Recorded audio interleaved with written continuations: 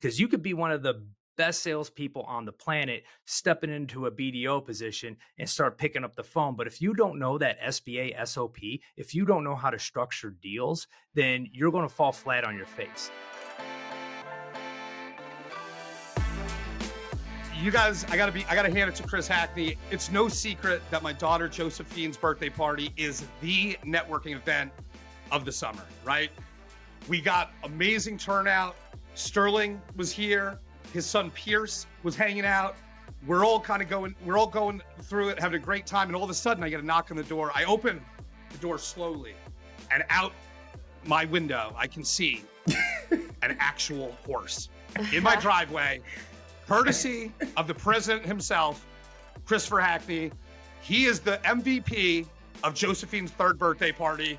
And I just want to say thank you, because she had a blast. And dude, I don't know how I'm ever going to make that up to you, but I'll be thinking of ways.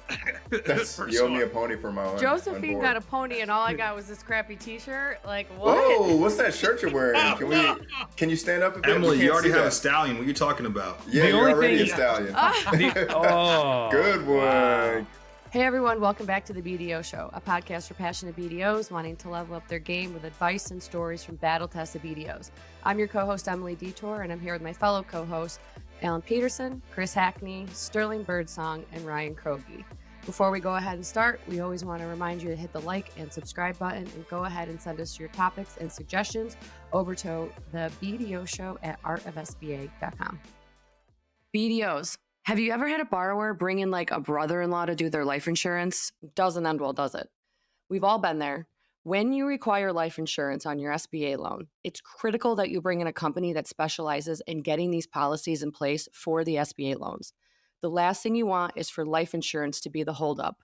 We all know that's a rookie mistake. SBA Protection Quick Close Life Insurance is the fastest, easiest way to secure the insurance protection that your borrower needs for their SBA loan. Their process is simple, hassle-free, and only takes a few minutes of your borrower's time. No lengthy paperwork, no complicated forms. They even have programs that don't require labs or doctor records for approval.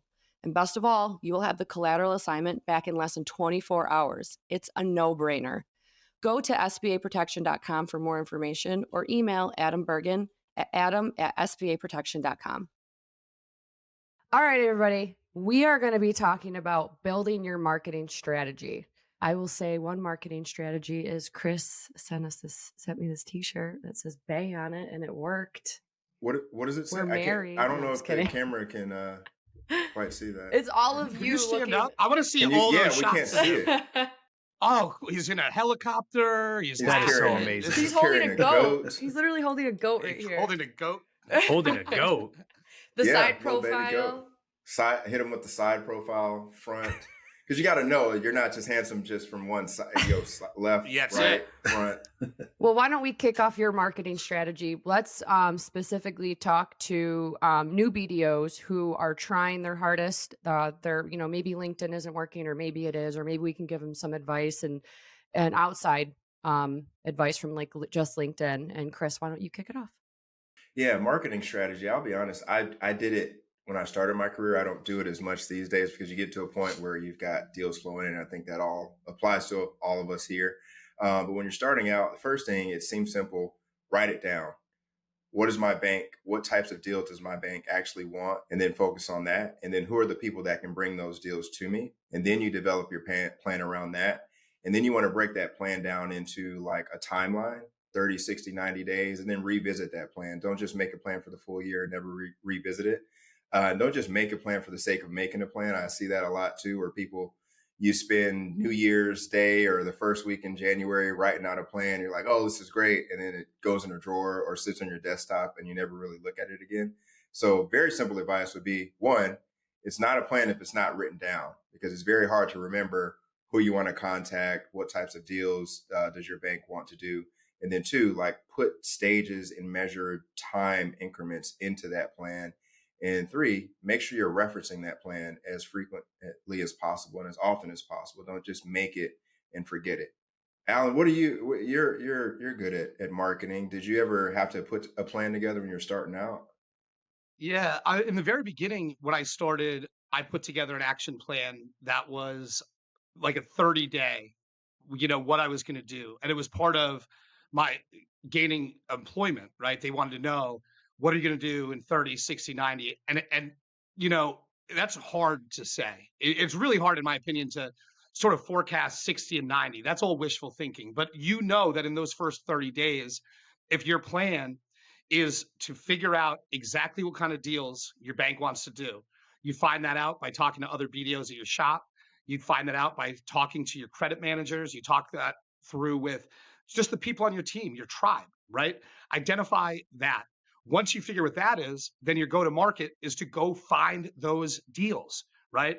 It's not about the deals that you want to do. It's about the deals your bank wants to do, right? So in those 30 days, my goal was ultimately just to call as many people as possible every single day until I got traction, as well as adding as many people as I could before I hit the LinkedIn max.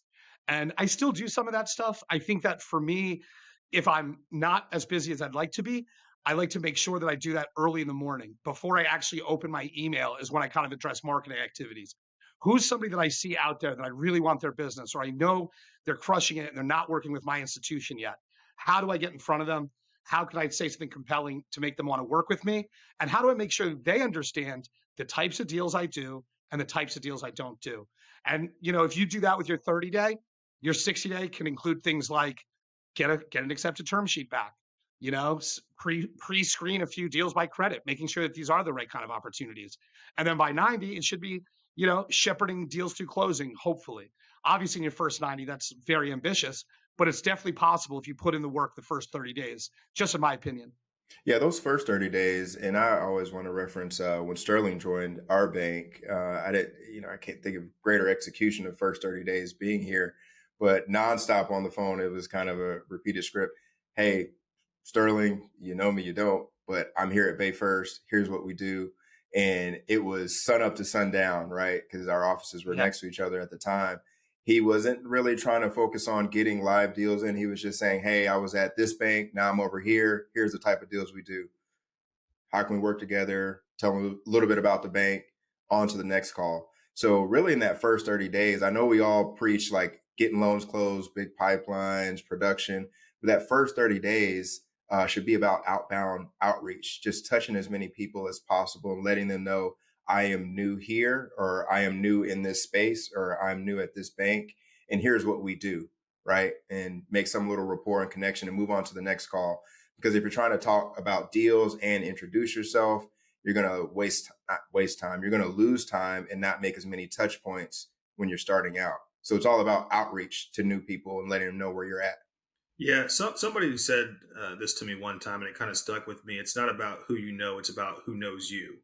When it comes to actually producing and getting deals that are going to come in the front door for you, because if nobody actually knows what you do, then they're not going to send you loans, right? You have to reach out and let people know. You have to let the market know, hey, I'm Sterling. I'm here. I'm with this bank, and this is what I do. And here's how you can get in contact with me if you do something similar. And like Chris said, when I got here, it was my first time really having to change banks because I started my banking career at the prior institution that I was at.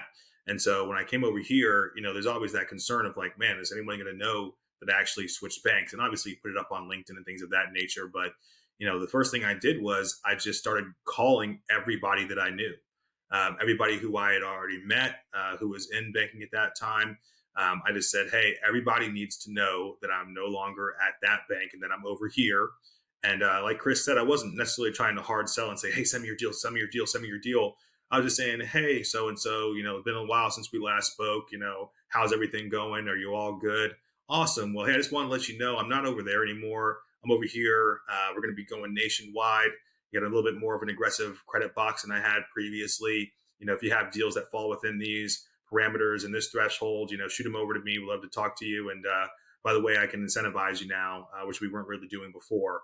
So, you want a 1%, 2%. I think it was actually 2% back then that we were doing, which, obviously did help a little bit as well. It's 4% now. It's 4% now, depending on who you ask.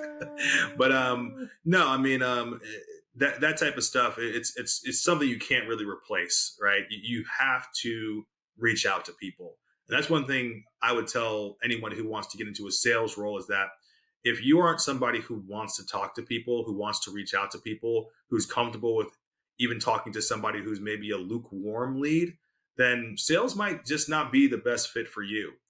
Because I'm very comfortable talking to people that I don't know, and not everybody has that skill set. And so you really have to decide whether or not you're somebody who is comfortable reaching out to somebody who maybe you just shared a DM with, or maybe someone just dropped a number for you and said, "Hey, call this person and talk to him about SBA." You have to be comfortable doing that, because there's really no way that you can really replace that, especially in the early days of your career. You have to go get it, and then eventually, if you go get it enough, hopefully people will start to then come in the front door, and you don't have to go get it as much. But I tell you, it never really 100% stops. One thing I always say Alan does very well is that he never stops prospecting. You think a guy who has 60 million approved year to date would stop prospecting, but he doesn't. He's always prospecting, and that's just the nature of who he is. And that's something that I want to start to do a little bit more of as well, because I haven't had to prospect as much in recent years, but you know what? I want to do it again. I'm going to start prospecting more again, because I know that if I want to continue to hit the numbers that I've been hitting historically, that's the way to continue to do it and to continue to be great. You can't get lazy and rest on your laurels. So you always got to have some of that dog in you. Yeah, I want to bring this back to communication a little bit, because Sterling, you were like, if they don't know how to talk to somebody, maybe sales isn't for them. But I feel like educating yourself on how to talk to brokers, how to market yourself, how to reach out to other BDOs that are, you know, more like battle tested. Would you suggest, if they're having communication issues with, how to talk to brokers, how to talk to referral partners, other lenders, who would you send them to? Not necessarily a chief credit officer or an underwriter. Who would be the I best mean, advice, their like the best people to sales go to? manager, their Sales sales manager. manager, if assuming they have one, if they don't, then their division president is most likely someone that was formerly in sales. Usually, how it works. So that person is there to manage sales, and so hey, I'm struggling with getting new leads or getting brokers to return my phone calls, just little things like that. And that sales manager should have advice or tips to improve that. If not, then they're probably not the best sales manager out Well, there. what I would say is that you need to get in the arena. Hmm. Okay. There's no way that you can do this without reps. There's no way that you can substitute talking to a sales manager and having him coach you up and say, "Oh, do it this way or do it this way." No, you need to start calling people. You need to stub your toe. You need to get egg on your face. You need to tell a customer the wrong thing because you're inexperienced. We've all been Get a through it. little It awkward. happens to everybody. It's going to be a little bit awkward in the Yep. beginning, but you know what? The faster you get through that awkward stage, you can come out on the other side a much better prepared BDO. And there's just no way you can substitute the first beginning days when you don't necessarily know SBA SOP, but you have a lot of hunger inside of you and you have a lot of excitement, and you're going to put yourself in the right positions. You just have to go through it, and I promise you that you'll come out on the other side. And communication is like the freest form of marketing. Just communicating with anybody and everybody around you to expand your knowledge base and being able to talk to everybody, whether it's, like you said, a lender, broker, referral partner, anybody. I So, put our junior lenders or associate lenders on I think I mentioned this on one of the podcasts, kind of a spreadsheet where, yep, okay, I you want to did. look at your outbound calls each week. So the minimum expectation there is like 50 outbound calls. You get a certain amount of points for if it's a connected call versus just an outbound call. And then there's also points for a LinkedIn post on a closed loan or something that attracts business via LinkedIn. And there's points for group presentations. But the reason I did like various categories, because you don't have to do it all just via phone. You can do it a number of different ways. But the reason I have different categories on there, like you need to be doing all of them. You need to be doing it. You can't just expect to just do a bunch of LinkedIn templates and that your DMs are going to get flooded with deals, right? It just doesn't happen like that. So back to Sterling's point, you just have to do it. The phone phobia that some of the salespeople may have, I think we might have all had that to some degree, no matter how great of a salesperson you are. But it's just getting the reps. You do it. Beyond that, like having a plan for who you're calling. I think where most people struggle with their marketing strategy, they think I'm just going to pick up this phone and just people I see on LinkedIn, I'm just going to start calling them. When you're talking about strategy is meaning you put pen to paper and you've thought about this strategically. What types of deals does my bank want to do? Who can bring those deals to me? And who are those people? And what is their contact information? It's very basic, elementary stuff. It's not like, because if you're wasting time looking through LinkedIn, that's time you're losing. If you're in your call block, you have to look and find out who to call, then that's not an efficient call block. But when you go into your hour, your power hour, and you know the 20 people you're calling, that's an efficient use of your time. So the marketing strategy piece is like the strategy of it, like writing stuff down, knowing what you want to do. What about when, say you send a DM or you make all the calls and someone's like, hey, I agree to meet you for coffee or lunch. Was this something that you should do out of your pocket expense, or go to maybe your manager and say, like, how much am I allowed to spend? Can I take people golfing? Can I go to Well, lunches? I Like, would certainly hope that your bank would help you out. If you're in a sales role, some it's pretty BDOs may not common. know that they have Yeah, access to that. your bank should be able to at least pay for a cup of coffee for a That's what I'm potential COI. saying. But is crying it out better loud. to pay for the Or- cup of coffee? Or I mean, Alan. Let's I ask guess it Alan depends about on the his financial expenses. institution. I've worked at financial institutions where they really scrutinize your expense reimbursement form. Well, that's because you Well, guys are buying Alan- bottles of tequila. That's not the same. Well, Alan, can you tell them about your expense report days here at Bay First and your receipts or lack Well, thereof? there's very little written history, including receipts turned in for that. I think Alan tried to so- expense an ATM withdrawal one time, and I said, I don't know if you can do this. I don't know. 4 gallons of gas for my Miami Blue Porsche, I think, was the most aggressive thing I ever tried. But Jeez. easy come, easy go, dude. I'll tell you what, man. I think with all this getting the reps in talk, I just think that it's important also to add, if I may, if you're out here, you're listening to this, you feel terrified about it, but it's resonating with you. Make it fun. Don't take it serious. And remember, you're just getting reps in. When it comes to people responding favorably, some will, some won't. So what? Just keep doing it. If you put in the effort for the 30 days, by your 60 day, you will have something to talk about. And again, I've kind of more side with Sterling about saying, this is who I am. This is kind of what we're doing. Keep it like that. You don't need to go begging for paper. In fact, don't do that. Just let people know who you are, and Ryan, so I had a lot of LinkedIn, and Krog, we joke around a lot about how long you've been doing this, right? But what did it look like in the beginning for you, and how has that changed or evolved? Like when Did you you're go going door to market- door, or how did that work back then? Honestly, so at TV the was still very black and beginning, white then too. You had to get past gatekeepers. You could not Yeah. reach out directly to brokers, directly to accountants, directly Why? to attorneys. You had to go through the secretary. You had to go through the gatekeepers, Oh. because we didn't have LinkedIn. We didn't have social media. We didn't have any direct access to people. Yes, the internet was The out yellow there, pages. but yeah, you had the yellow pages. But Oh. what phone number did they give you? Not the individual cell number, because hardly anybody had cell phones. You gave you the office number. Wow. So what I would have to do, and what I did when I first started, I worked for a community bank. It was a great community bank, and this was at the early 2000s where pins were the thing. There are a couple banks out there that still make pins the big thing, but I would always walk into a gatekeeper or walk into an attorney's office, and I would do a little bit of research. Like Hackney said, I would do a little bit of research, find out what type of law offices. Obviously, I wouldn't want to go calling on a law office that specializes in divorces, right? Or specializes in traffic tickets. No, I'd want to go and find out where are the law offices around that deal with small businesses, business law, real estate law, go in and see if I can talk to some of the partners within that firm.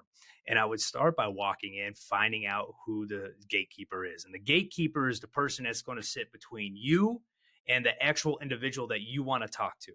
So I would want to talk to Al Peterson at Peterson, Hackney, and Birdsong. the attorney firm that specializes in small business documentation, legal representation. That sounds everything you good. need to know. Yeah. Sounds sketchy, but keep going. And so Sus. I would walk in, I would talk to the secretary, say, hey, my name is Ryan Kroge. I am from the internet. I know it's brand new. It sounds awesome, but I would love to talk to you and a couple of your partners about how we can help your clientele while you're doing documentation on working on mergers and acquisitions. And be like, well, these guys are real busy. They're this, that, and the other. Why don't you just leave your card and maybe we'll talk to you. I'm like, no problem. I'm going to leave you my card. I'm also going to leave you a couple pins, this, that, and the other. By the way, what was your name? Oh, it's really nice to meet you, Emily. Fantastic. This, that, and the other. I'll leave, wait about a week. I'll show up again, and I'll usually call her first or show up and find out when everybody's going to be in the office. And then I'll just buy them lunch. No lunch and learn. No, hey, I've got, something to sell you. I just buy the office lunch and put my card with it and then wait another week. And then I call Emily back up and say, hey, I just want to make sure everybody enjoyed the lunch and that it was good and that you guys, were receptive to it. Oh, Ryan, that was fantastic. I'll make sure the guys know it was you. 99% of the time I get a call from one of the partners. They'll call me back and they'll say, hey, right, man, that was a great idea. Thanks for buying us lunch. We'd love to come in and learn more about your lending and your SBA, things like that. And again, to what Hackney said, you got to know who you're calling on. So that works with attorneys. Sometimes cocktail hour works with attorneys where you just invite them to a cocktail hour, see who shows up. Sometimes it's a waste of time. Sometimes you get a couple of the younger attorneys show up who's also trying to get their name out there, also trying to figure out who they're going to network in. And honestly, at 45 years old, 25 years into the game, I've got attorneys and CPAs that are my age that I met in my early 20s. All right. I sit in an office with an attorney that I went with a CPA that I went to high school with. And we've been doing business ever since. In the 1900s. Geez, somebody said I think one of my kids said the 1900s the other day. I said, look, just say the 80s and 90s, baby. Don't be going all the way back to the 1900s. That's actually a good point you brought up though, Ryan, about as I've gotten older, I guess it's gotten a little bit easier because you start to become the same age as people who are decision makers.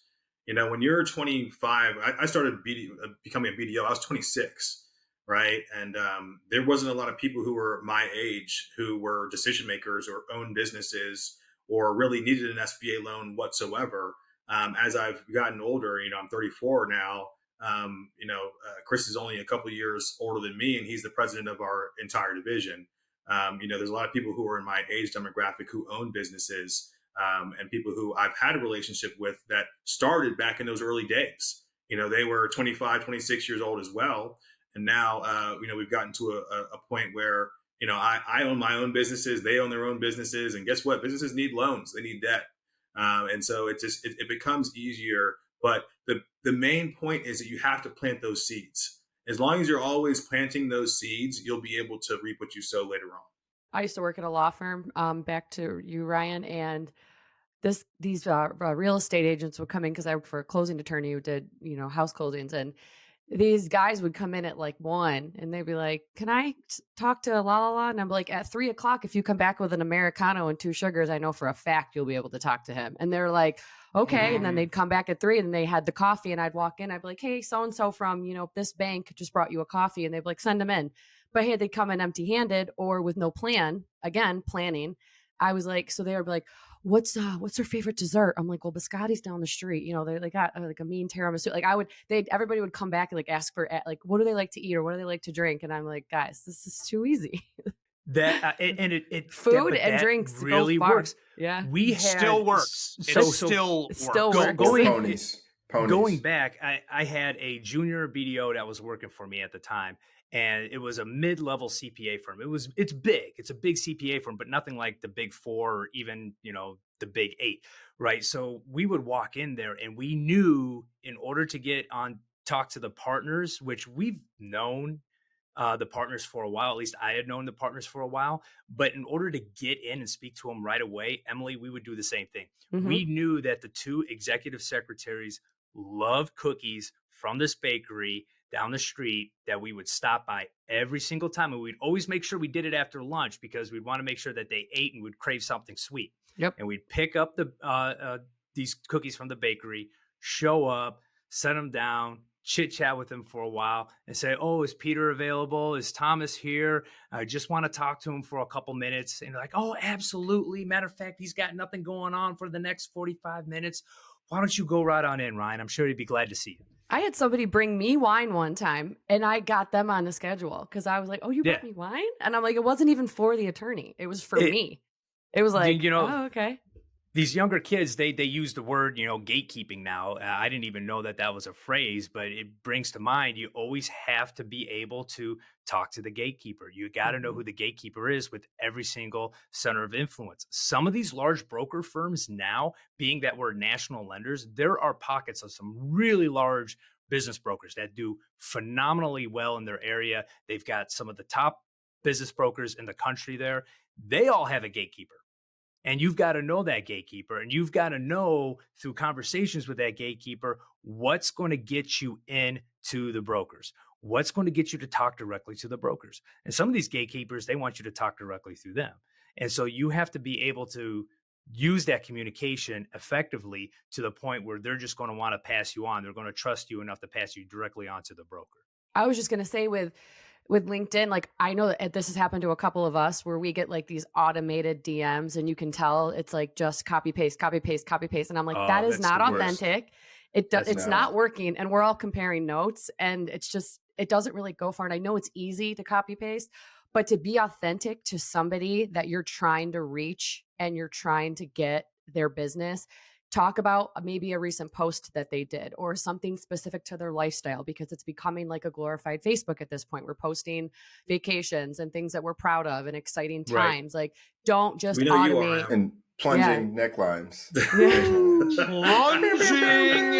Plunging necklines. The LinkedIn thirst trap. That all goes back to knowing your audience, knowing who the gatekeeper is, and doing your research, finding out what they specialize in, getting with them on that level. Look, if I could take a step back real quick, if you're a BDO, if you're getting into this position, more often than not, you have a sales acumen. You have a gift to gab. You know how to talk to people, all right? If you are good at sales, if you are good at talking to people, relating with people, and selling a product, the main thing is that you know that product. Because you could be one of the best salespeople on the planet, stepping into a BDO position and start picking up the phone. But if you don't know that SBA SOP, if you don't know how to structure deals, then you're going to fall flat on your face. Because let's face it, as BDOs dealing with businesses, you're dealing with a significantly higher sophistication of people. You're dealing with business owners that wear multiple hats. You're dealing with attorneys, business brokers, CPAs, all who have to also work with business owners. So they all have a higher sophistication of understanding structure and how a balance sheet works. So unlike, like a real estate agent or some of these other sales positions that it's all the same, you really have to understand your product. You really have to understand where it comes from. And as much as we on this show like to bag some of the bigger SBA lenders, some of the institution SBA lenders that are out there that are more order takers than anything else. Don't say names. We have to edit out too much. I'm not going to say the names, I promise. Sterling made a really good point a couple episodes ago that sometimes those are the best financial institutions to get a start. Because when you start there, they are going to be the marketing juggernaut for you. They're going to have the ability and the wherewithal to put your name out there, and more importantly, put their name out there associated with yours. They're going to generally have a branch network or some other type of network that's going to help feed you transactions and give you better reps on structuring, knowing the SOP, knowing what your underwriting and what your credit manager really wants to see. That's going to make you sharper and a better salesperson for when you start cold calling and when you start marketing on your own.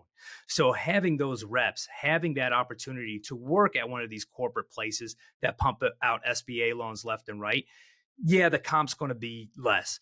Yes, they're not going to really make you the better salesperson, but they're going to give you the reps and they're going to get you the marketing skills needed to actually try to grow your name and try to grow your brand. Once you get to a certain level where you know SOP, you understand how to market, and you can get your name out there and you can start doing it on your own, then is the time to break away, go to a national shop where you don't need anybody to really kind of push you along. You're a seasoned BDO now. You can go out and you can create your own business. And you got to do what works best for you, Yeah. because there's plenty of people who are still really happy working in those large national banks, and just because they don't want to go out and be a full-time hunter with a large comp plan doesn't necessarily mean that they're in the wrong. Everybody has to kind of figure out what works best for their skill set and their personality. Think about SBA lending is that it's kind of like Formula One racing, right? Where all of us are really in different cars from different manufacturers. Maybe your bank is like a Mercedes or a Red Bull, but maybe they're more like a Williams Racing or a Renault or something like that. But yet we're all trying to compete like we're in the same race car. Really, you're only in the race car that you are in your individual bank, right? And so you have to know what your race car's capabilities are and whether or not you're the right driver that's a good fit for that car, right? So for some people, or if your maybe team is you're going to change your comfortable- tires fast enough.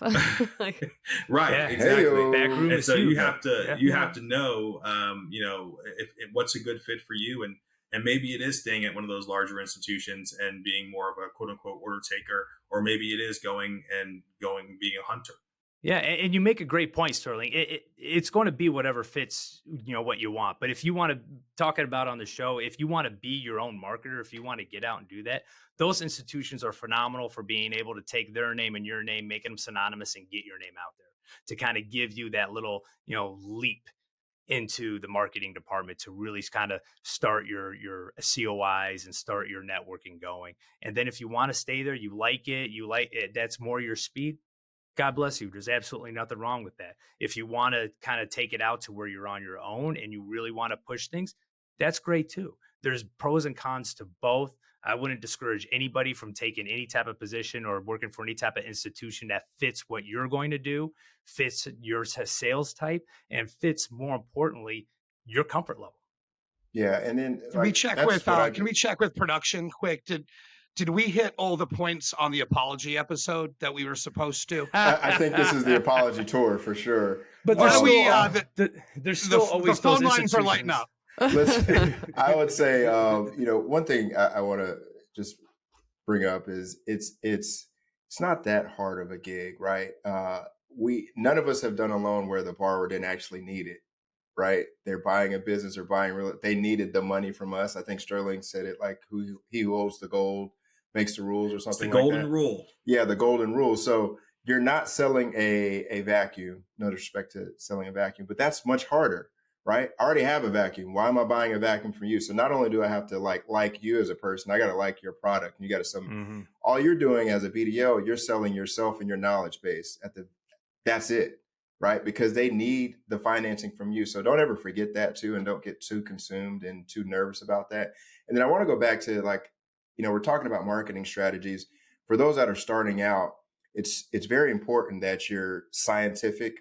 I know with us, we're seasoned BDOs, producers, and you eventually get to a point where deals come to you and they flow to you. Unless you're Alan, you're probably not going to be doing the 9 or 10 p.m. calls to new brokers. But when you're starting out, it's very important that you're scientific and reward yourself. So let's say you structure your week, get a certain number of calls in for the week, right? And maybe you buy yourself something nice, or you take your spouse out or something. Make it a gamified kind of approach. Maybe you have a certain number of lunches you want to do, a certain number of LinkedIn posts.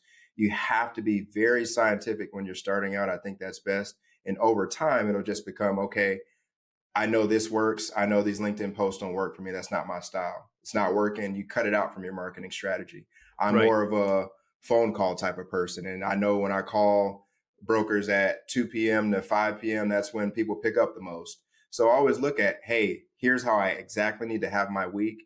And then look back on the prior month and say, this is what worked. This is what didn't work for you. And then adjust your strategy.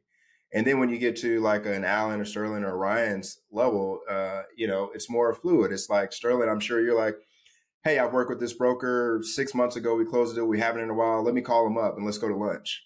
You're at Ocean Prime all the time. But I highly doubt you have, I want to be at Ocean Prime 3 times per month this month. No, I don't. But to get to that, they want him there. They want him there. Yeah, 3 times a month. they're booking your own table. But to get to that, there are steps to get to that. I feel like sometimes our knowledge base and our production, I don't want to miss out on some of the audience that might be starting out. You can't just start out just thinking people are going to call you. You got to be very scientific and strategic. Chris, how about IBBA? Do you remember when I called you and I told on one of your guys? Do you remember that or no? Oh yes, yeah. Well, I'm not. I was names. I won't. Me and Ryan. So me and Krogi are hanging out. It's like before setup, and we're at the bar, and I see which one was a this? young BDO, Orlando or Denver?